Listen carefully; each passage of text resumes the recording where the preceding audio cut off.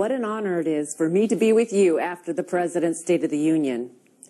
Tonight, we honor America, a nation that has witnessed the greatest rise of freedom and opportunity our world has ever seen.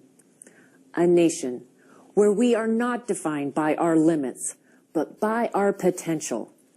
And a nation where a girl who worked at the McDonald's drive-thru to help pay for college can be with you from the United States Capitol.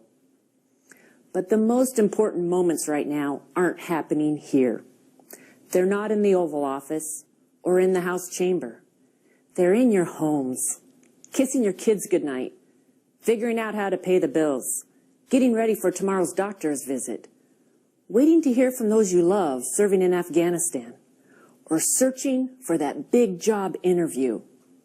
After all, we the people have been the foundation of America since her earliest days. People from all walks of life and from all corners of the world. People who come to America because here, no challenge is too great and no dream too big. That's the genius of America. Tonight, the President made more promises that sound good, but won't actually solve the problems facing Americans. We want you to have a better life. The President wants that too. But we part ways when it comes to how to make that happen. So tonight, I'd like to share a more hopeful Republican vision, one that empowers you, not the government. It's one that champions free markets and trusts people to make their own decisions, not a government that decides for you. It helps working families rise above the limits of poverty and protects our most vulnerable. And it's one where Washington plays by the same rules that you do. It's a vision that is fair and offers the promise of a better future for every American. If you would have told me as a little girl that I would one day put my hand on the Bible and be sworn in as the 200th woman to serve in the House of Representatives, I wouldn't have thought it possible. I grew up working on my family's orchard and fruit stand in Kettle Falls, a small town in eastern Washington, getting up before dawn with my brother to pick apples. My dad drove a school bus, and my mom worked as a part-time bookkeeper. They taught me to work hard, help others, and always, always dream for more. So when I showed my 4-H animals at the county fair, my parents used to say to me, "Kathy, you need to save this money so you can go to college one day." And so I did. I saved, I worked hard, and I became the first in my family to graduate from college. The chance to go from my Washington to this one was unexpected.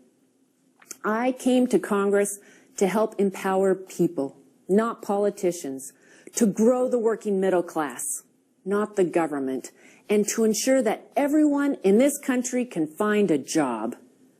Because a job is so much more than a paycheck. It gives us purpose, dignity, and the foundation to build a future. I was single when I was elected, but it wasn't long before I met Brian, a retired Navy commander, and now we have 3 beautiful children, one who was born just 8 weeks ago. Like all parents, we have high hopes and dreams for our children, but we also know what it's like to face challenges. 3 days after our son was born, Cole, we got news no parent expects. Cole was diagnosed with Down syndrome. The doctors told us he could have endless complications, heart defects, even early Alzheimer's. They told us all the problems. But when we looked at our son, we saw only possibilities. We saw a gift from God. And today, we see a 6-year-old boy who dances to Bruce Springsteen, who reads above grade level, and who is the best big brother in the world. We see all the things he can do, not those he can't. And Cole and his sisters, Grace and Bren, have only made me more determined to see the potential in every human life. That whether we're born with an extra 21st chromosome or without a dollar to our name, we are not defined by our limits, but by our potential. Because our mission, not only as Republicans, but as Americans, is to once again ensure that we are not bound by where we come from, but empowered by what we can become. That is the gap Republicans are working to close. It's the gap we all face between where you are and where you want to be.